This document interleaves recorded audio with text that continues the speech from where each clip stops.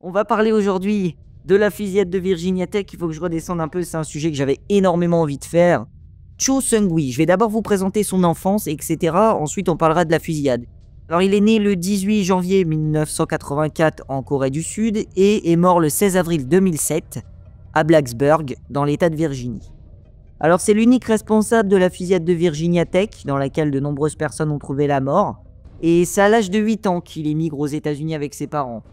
Alors, il deviendra plus tard membre de l'université de Virginia Tech, qui se situe en Virginie, dans laquelle il va effectuer 4 années.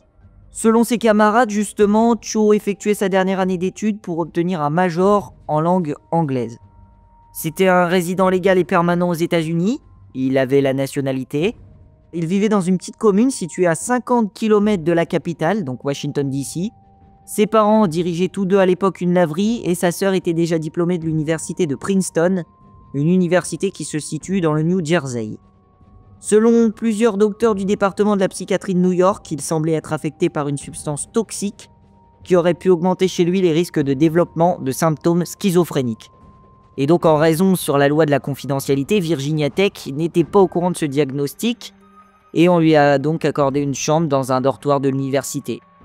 Durant son apprentissage à Virginia Tech, il restait muet, il avait un comportement très étrange.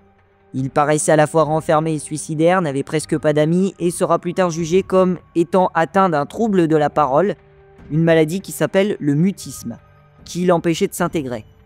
Certaines personnes partageant les cours avec lui diront clairement « Des fois, on essayait de lui parler, de savoir ce qu'il aimait faire, mais il ne répondait jamais, il se contentait simplement d'hocher la tête en nous esquivant. C'était la personne la plus renfermée qu'on ait jamais vue. » Plusieurs écrits morbides alerteront ses enseignants, ainsi que les services de police. Il avait déjà fait un bref passage en fait dans un hôpital psychiatrique et en 2006, on n'entendra plus beaucoup parler de lui, même si certains écrits continueront d'inquiéter. Pour beaucoup, cela était grotesque. Son premier devoir de rédaction, justement, s'agissait d'une pièce en un seul acte intitulée Richard Macbeth. Donc le principal protagoniste de la pièce est un garçon de 13 ans qui accuse son beau-père d'abus sexuels. Le garçon menace de le tuer et les deux hommes entrent dans une violente dispute. La pièce se termine par la mort du garçon qui reçoit un coup mortel de son beau-père.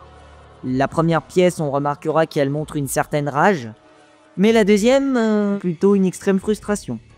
3 jeunes de 17 ans jouent au casino tout en discutant de la haine qu'ils portent à leur professeur de maths âgé de 45 ans. Il s'appelle Monsieur Bronston. Les étudiants l'accusent une nouvelle fois d'abus sexuels et de violence envers eux. L'un d'eux affirme à 2 reprises qu'il veut tuer Monsieur Bronston. L'un des étudiants gagne le jackpot de 5 millions d'euros au casino. Monsieur Bronston intervient et convainc la direction du casino que les étudiants l'ont attaqué et lui ont volé le ticket gagnant. Et la direction donne alors le ticket gagnant à Monsieur Bronston et il fait jeter dehors les étudiants. L'histoire se termine avec la menace de revanche de ces derniers. Sérieux problème au niveau de ses écrits. Il faut savoir que depuis déjà 7 ans, il éprouvait des pensées agressives. Et je vais vous dire en quelque sorte tout ce qui s'est passé durant cette sinistre journée du 16 avril 2007. Johnston Hall, c'est l'une des nombreuses résidences universitaires du campus Virginia Tech. Et à ce moment-là, à 7h15, on remarque qu'un homme et une femme ont été tués par balle.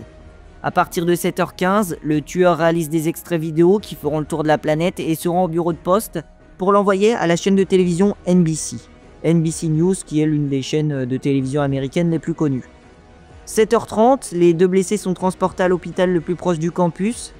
Une demi-heure plus tard, les cours commencent pour des milliers d'étudiants qui se rendent à Virginia Tech. La police fait évacuer la résidence universitaire, effectue les premiers relevés d'enquête et commence à interroger des témoins en pensant que l'homme qui a tiré sur les 2 étudiants a déjà quitté le campus.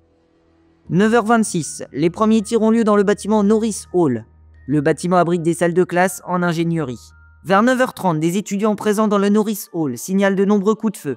Pour une raison indéterminée, un inconnu avance de salle en salle et tue plusieurs personnes dans ce bâtiment avant de se suicider. Selon des témoins, il était de type asiatique et portait un trench noir. Le trench noir, ça fait bien évidemment référence au massacre de Columbine, puisque Cho était passionné par Columbine. Donc à 9h50, un courriel annonce qu'un tireur fou se trouve sur le campus. Le message est clair, restez dans les bâtiments, éloignez-vous des fenêtres.